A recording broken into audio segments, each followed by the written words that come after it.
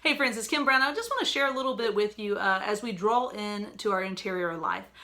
Yesterday we celebrated Pentecost. Today is the first day we return to the ordinary time season after celebrating Easter for 50 days, right? Prior to Easter we were celebrating Lent. So it's been a while since we've been in ordinary time.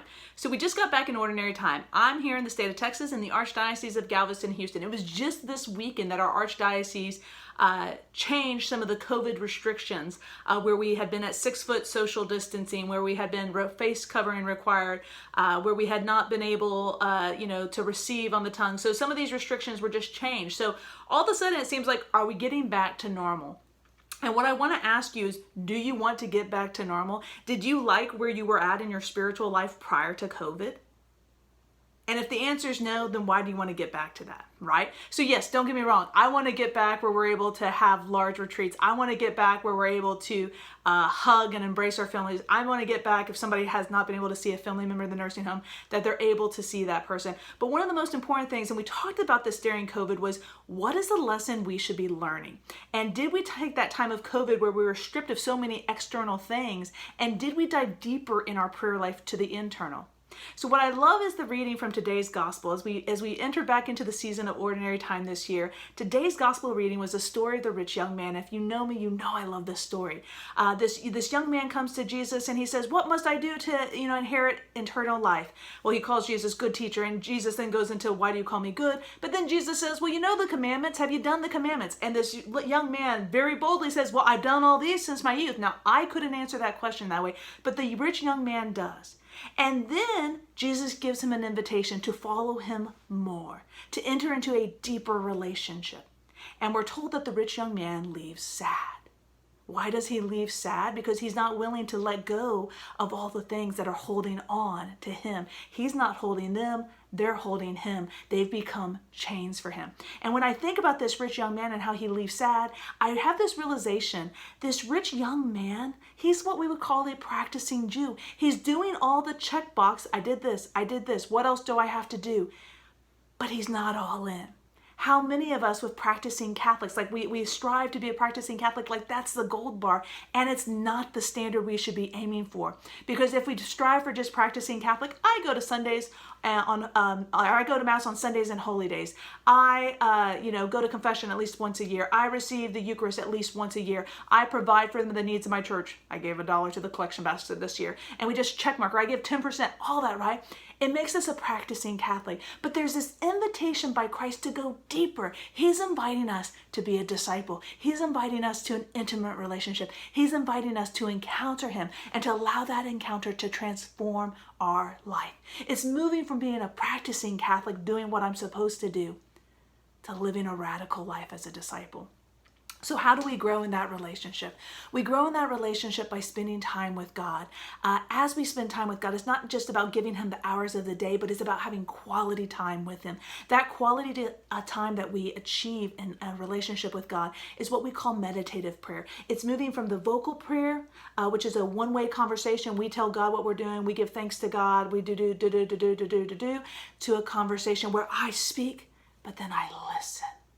I rest in his presence and I listen. And there's 3 different types of meditative prayer that I like. There's a scripture meditation. If you've heard me give a parish mission, you've probably heard me teach about the 6R approach. There's imaginative prayer, which comes from the Ignatian tradition known as Ignatian contemplation. But it's imaginative prayer where we place ourselves in the scriptures and we encounter it. And so we have approaches for that as well. How do we do imaginative prayer? And then there's also pondering and dialoguing, where we take the scriptures slowly. We let the words come to us and we ask, what is the spiritual meaning for my life where I currently am, right? We allow those questions to resonate with us, not just that they're happening to someone else, but that they're happening to us. And what questions make that respond? And then how do we respond to those questions that they come out? So there's this opportunity for us to go deeper through daily prayer. We also have the opportunity to come to know God more. We come to know God in 2 ways. The first way of coming to know God is where you and I, we study. We maybe join a Bible study, or we're doing the Bible in the Year podcast with Father Mike Schmitz to learn the Bible, right? We open the Catechism of the Catholic Church and we start reading to learn the tradition of the church, or we do other studies to help ourselves grow. We read spiritual classics. So this is a way of knowing where we're able to grow in our intellectual and our theological knowledge. But then just having that knowledge is not enough. This is where we have to take that knowledge then and enter to get to know him in a relationship.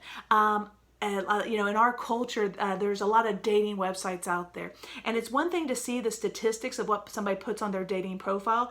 I'm really fun and I love to do this. And then you meet them and you're like, yeah, you're not that fun. Or, oh, I want to marry a real practicing Catholic. And then you're like, but you're not going to mass. So what they write on the piece of paper, that's one way of knowing them. But there's a whole nother way of knowing somebody. If you've ever been in the position of hiring and you've read somebody's resume and then when they come to work to you, maybe sometimes there's a little discrepancies, or maybe there's a different way of knowing as you get to know the person in a personal way. And so that's what we want to do. So we can go to how do we come to know God in the intellectual, the theological. We can join studies at our church, at our parish community. Our diocese could be offering those. We also have retreat centers that offer those. I want to invite you, if you haven't already heard of our annual Bible conference we run at the Christian Renewal Center. We have Dr. John Bergsma. He will be back here at the CRC this year, August 6th through the 8th. This year, the focus is on the Gospel of John. It's a Friday through Sunday in-depth study. But what I love about Dr. Bergsma as a teacher is he teaches so everybody can understand. So you're going to go deep and get really great insight, but he's going to talk in a way that you're able to understand and it makes sense to you so that it's applicable and usable and practical for you. So you can come to know God in that intellectual, theological way by attending our Bible conference or attending a study or going online to find those good resources. And make sure you're going to resources that are in alignment with Holy Mother Church so that you're not being led astray with that knowledge. You're not being led off to a possible schism or heresy, right? And then the other way of coming to know is through our prayer time. So one, we want to start having a regular prayer life. Two, we could enter into spiritual direction and having a spiritual director help us into that prayer life.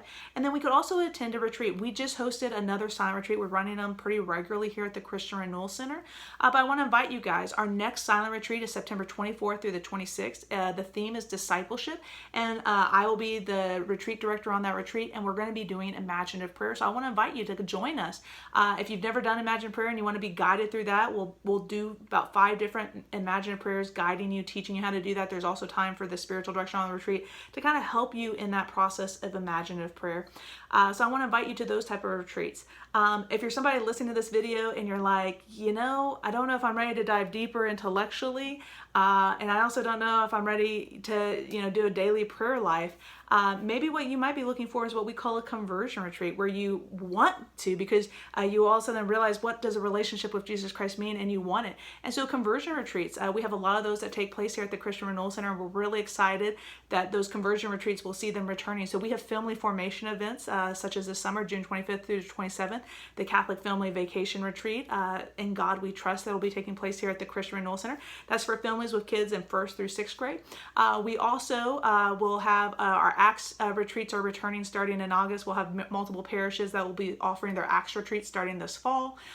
We also offer confirmation retreats. Our next confirmation retreat that the CRC is running is on July 17th, and that is for the teens and the parents. And those conversion retreats help you to say, I want this relationship, right? So you've heard me say this before, but we're just going to wrap it up. There's a method as we build somebody up in discipleship. So our goal is not to be practicing Catholic like the rich young man was a practicing Jew. Our goal is discipleship, to be a follower of Christ.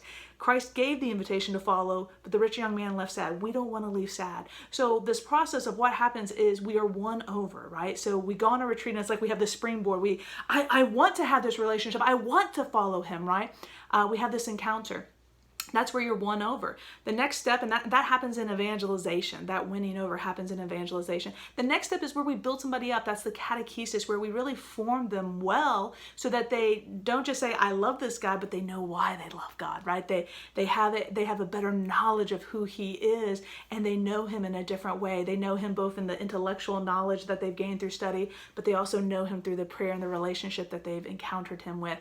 So that's where we build them up. And so those are those retreats where we help you to build up. And then the final approach of disciples, then you are sent out to make disciples. So I hope this helps you as we enter into ordinary time. Let this season not be ordinary. So though it's called ordinary time.